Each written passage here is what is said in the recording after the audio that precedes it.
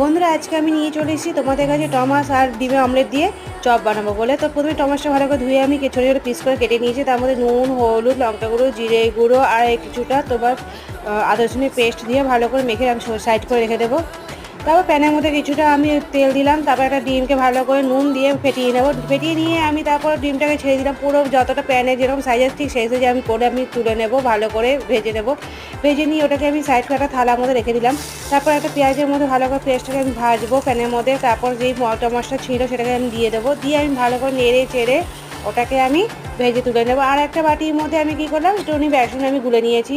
আর এখানে ততক্ষণ আমার তো তৈরি হয়ে গেছে, টমাসটা ভালো করে কষানো হয়ে গেল। আমি ডিমের অমলেটের উপর সেটা ছেড়ে দিলাম। আস্তে আস্তে করে রোলের মতো করে ওটাকে আমি ঘুরিয়ে নিলাম। ঘুরিয়ে নিয়ে কী করব, তারপরে আমি একটা ছুরি দিয়ে ছোটো ছোটো তিনটে আমি পিস করলাম। তিনটে পিস করে বেসন গোলাটার মধ্যে আস্তে করে মাখিয়ে গরম তেলে ছেড়ে দিয়ে হয়ে গেল আমার।